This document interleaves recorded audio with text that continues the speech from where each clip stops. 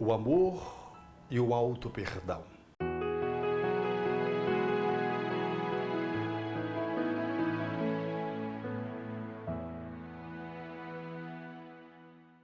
No cotidiano, somos aqueles que desejamos amar os outros. Esperamos amar os filhos, amar a esposa, o esposo, os pais, os irmãos, os amigos. E não nos damos conta de que o amor que nós extravasamos para fora deve refletir o amor que vem de dentro. Por isso, temos que ter bastante atenção nessa interação de natureza afetiva, para avaliar se o conteúdo da interação ele está congruente, porque em vão nós nos manifestaremos em direção ao outro sentimentalmente com escassez dessa mesma propriedade de sentimento, de amorosidade que deve comparecer em relação a nós mesmos. Não conseguiremos chegar no outro se não chegamos em nós mesmos. Não conseguiremos alcançar os corações se nós não conseguimos ainda alcançar o nosso. Por isso, é em vão a movimentação de amar o outro para que o outro me ame porque eu sou incapaz de me amar. É necessário fazermos um olhar mais adequado para percebermos a nossa necessidade fundamental, a fim de que ela, em podendo ser atendida, eu possa, como decorrência, fazer a exteriorização desse autoatendimento de amorosidade para aqueles que circundam a vida na convivência diária comigo. Em outras palavras, eu preciso amar-me para poder amar você, amar o outro, o esposo, a esposa, o filho. Quem assim não se ama, não ama ninguém. Então, muitos dos conflitos que surgem nascem não de que porque o outro é difícil, de que porque o filho, o esposo ou o pai apresentam esta ou aquela dificuldade do ponto de vista da coabitação. Não. Nós temos dificuldade porque nós refletimos os nossos limites no exercício dessa convivência sentimental quando nos aproximamos deles. O problema não são os outros, o problema é nós mesmos. E como há uma pouca visibilidade daquilo que é a nossa movimentação, há um pouco auto-olhar, autoconhecimento, autopercepção, igualmente há pouco amor interno e pouca superação dos nossos próprios limites e iluminação das nossas sombras, dos nossos pontos cegos. O que reflete na relação com os outros, do cotidiano ao ambiente social mais distante ou mais próximo. Notadamente no âmbito da intimidade, das relações mais dentro de casa, mais próximas, é aí que se reflete a maior dificuldade desse auto-amor, que comparece com sinais de carência, de não estarem atualizados, de não ter uma boa qualidade, de ter pouca densidade, e por isso ele se manifesta nessas interações como conflitos. Por isso, amar-se é a perspectiva primeira. E para lidar com amor, nós precisamos atender de que somos espíritos que trazemos demandas variadas no campo dos ensaios do viver e, portanto, trazemos culpas que, numa certa medida, são normais, porque cometemos erros nos nossos ensaios de aprendizado. Todavia, quando a culpa se transforma em toxicidade, a nossa alma trava e nós temos dificuldade de fazermos uma chegada no outro, porque estamos travados numa encrenca dentro de nós mesmos. Olhar para si mesmo e reconhecer as nossas falhas, percebermos que nós erramos, sem resvalar para a culpa tóxica e, portanto, para o remorso, logo para essa estagnação, mas sim para darmos conta de que somos aprendizes e de que todo aprendiz se equivoca, erra e, portanto, tem uma culpa que, num certo nível, é saudável para que ele possa se desculpar, crescer e aprender. De que não é desejável de modo algum esse resvalamento para uma culpabilidade intoxicante, para essa atitude de paralisia em torno do erro que nós cometemos. Mas também negar-se de se perceber e achar que está tudo bem e avançando é correr risco de não atualizar a amorosidade de dentro de nós mesmos e, como eu disse, isso vai refluir, vai comparecer na relação com os outros através dos conflitos. E nós acusaremos os outros e não conseguiremos assumir a nossa parte que participa da construção daquele conflito, do nó que é dado a partir de mim na relação com o outro.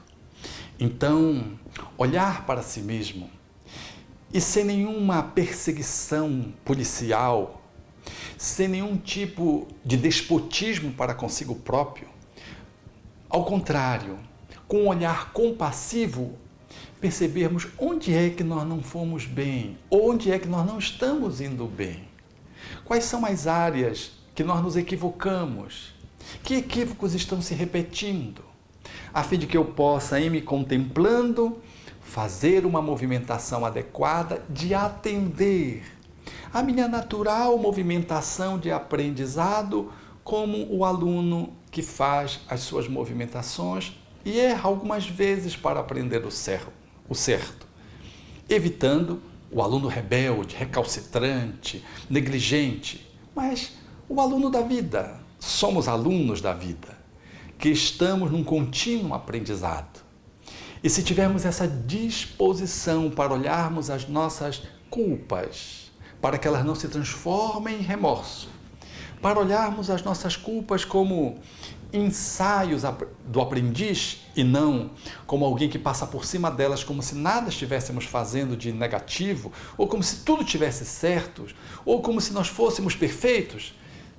Se conseguirmos olhar para nós mesmos e perceber as nossas falhas e com um olhar compassivo, se pudermos nos atender, aí nós estamos no primeiro grande passo daquele que vai para expandir a sua amorosidade a partir de si próprio.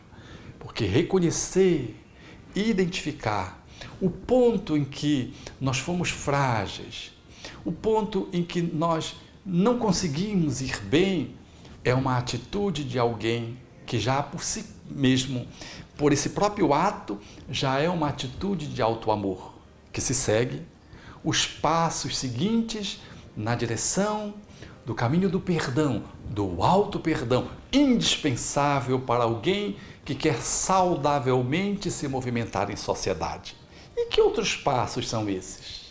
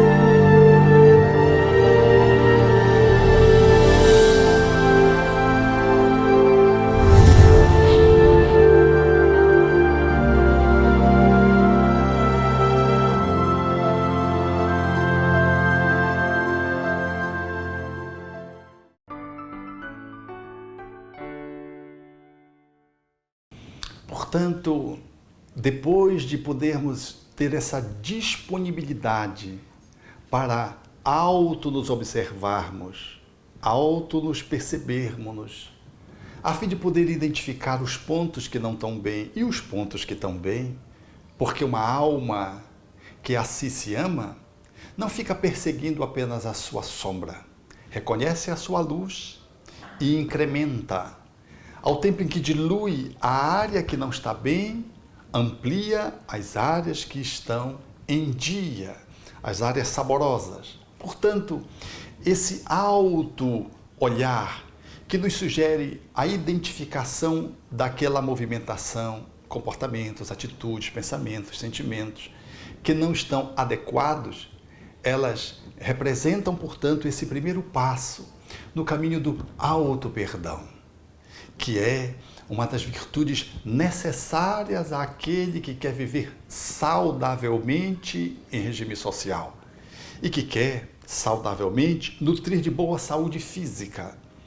Portanto, a identificação, aquilo que Allan Kardec chamaria com primor de dar-se conta, de perceber-se, de arrepender-se, isso sugere de que nós estamos em dia percebendo a nossa encrenca e de que a partir daí vamos ter o ensejo de dar o próximo passo.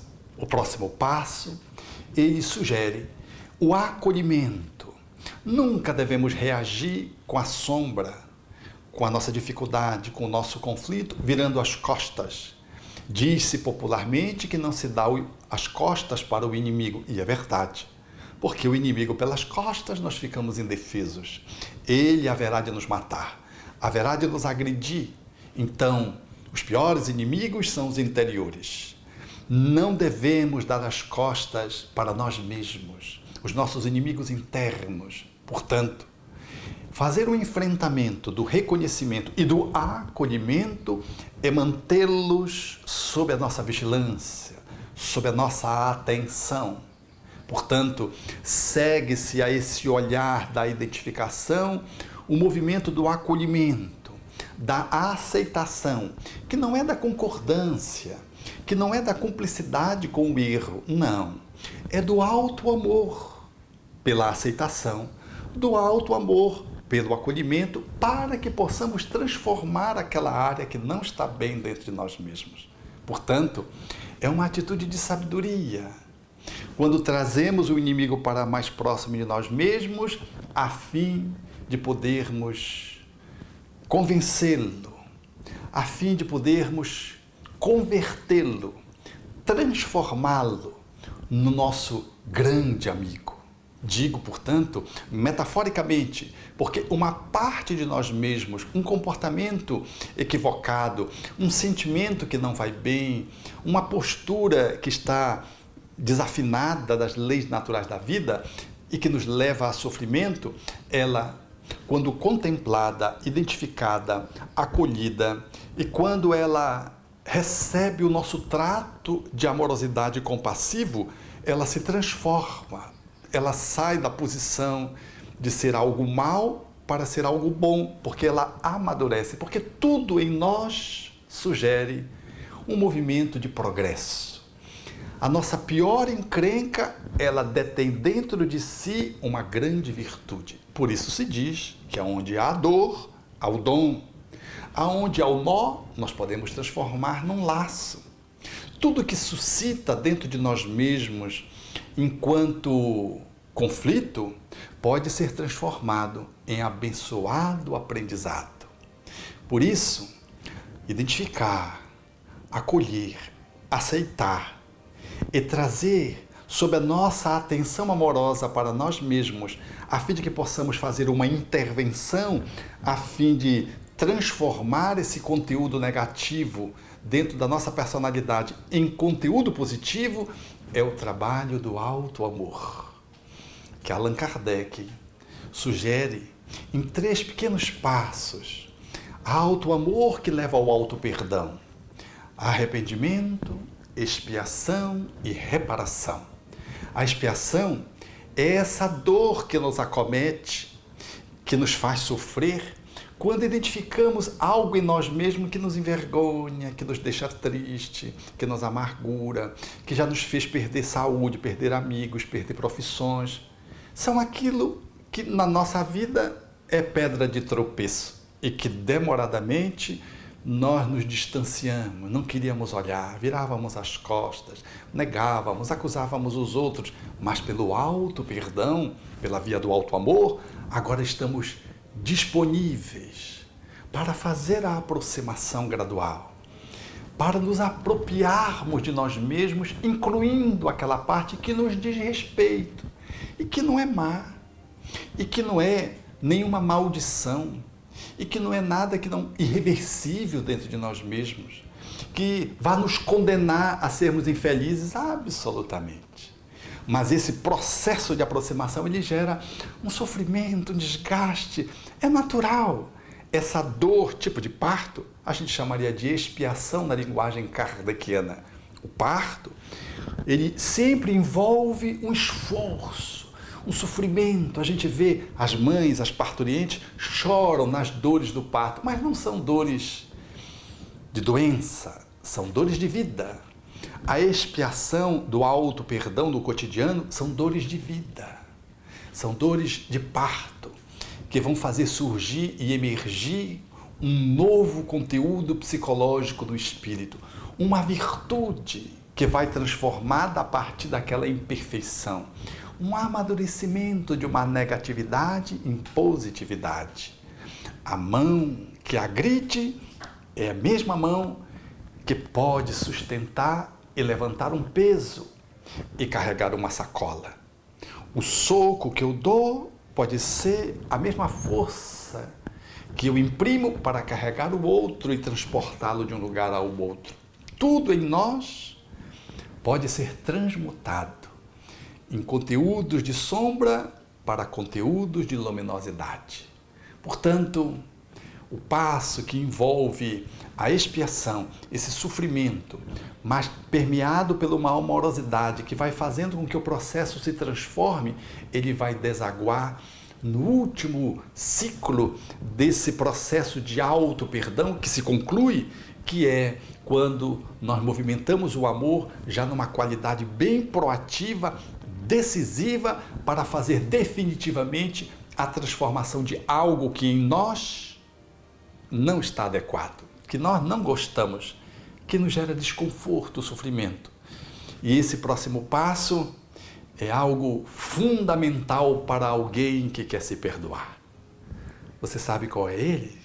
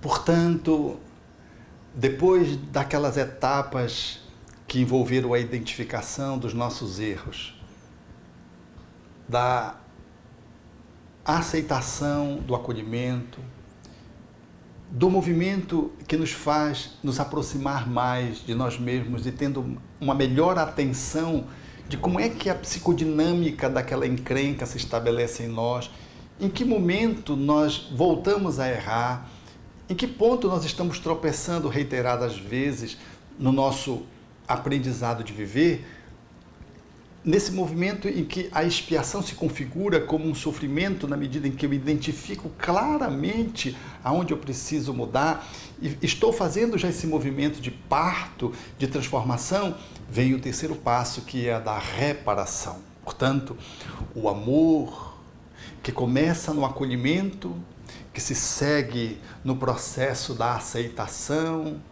depois da identificação naturalmente, que vai no segmento para uma aproximação maior, para poder melhor compreender como é que a gente funciona. Ele agora caminha para um passo mais decisivo, assim de fechar o ciclo do auto-perdão, que é o movimento da reparação. A reparação, ela é o ponto luminoso do auto-perdão. É quando eu, movido por ingredientes novos, pela vontade e pelo esforço, eu faço novas tentativas de acerto, no sentido contrário àquelas que me levavam a tombar. Ou seja, eu acendo a luz prospectivamente, proativamente, através de um movimento amoroso que vai aos poucos enfraquecendo aquela área que estava como que cristalizada dentro de nós mesmos e que nos fazia sofrer. Nós vamos, através de atitudes repetidas, modificando aquela natureza que se transformou em processo automático dentro de nós mesmos e que nos fazia sofrer. O amor, mediante atitudes reiteradas, mediante novas ações, novos pensamentos, o exercício de novas emoções, de novas posturas, ele vai criando, portanto, uma nova natureza. E, aos poucos, nós vamos conseguindo, então, inverter aquela polaridade daquele comportamento. Aquele automatismo vai enfraquecendo da negatividade e nós vamos criando uma virtuosidade. Pensamentos vão ficando cada vez mais virtuosos, adequados, trazendo uma qualidade energética positiva. As emoções, elas ficam mais ecológicas. As posturas, elas nos trazem bem-estar aos outros. Nós vamos aos poucos percebendo que aquela área que era tão nublada, agora é céu claro. Que aquele comportamento que estava cristalizado, agora é atitude leve, flexível, é o jugo leve na fala de Jesus. Essa movimentação de alto amor que se segue pela reparação, ela se chama auto-perdão.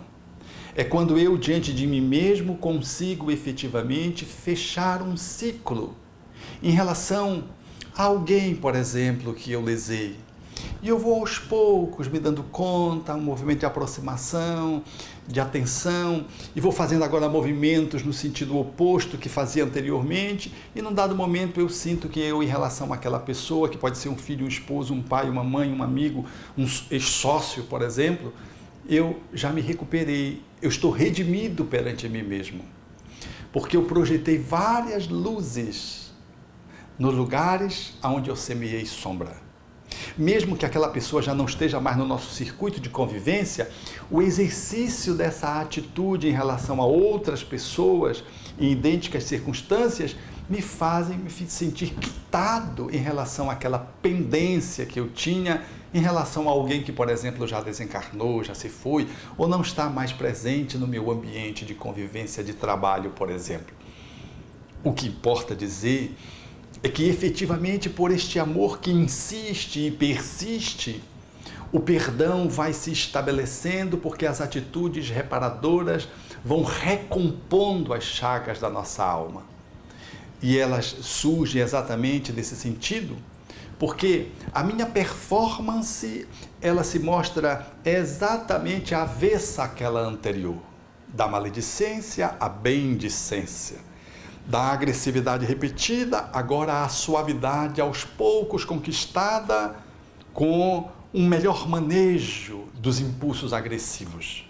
Um ciúme que perpetrou muitas mágoas num coração afetuoso, agora recebe a minha atitude de zelo, de acolhimento, que vai rematrizando uma relação afetiva que ficou muito contaminada pelo ciúme.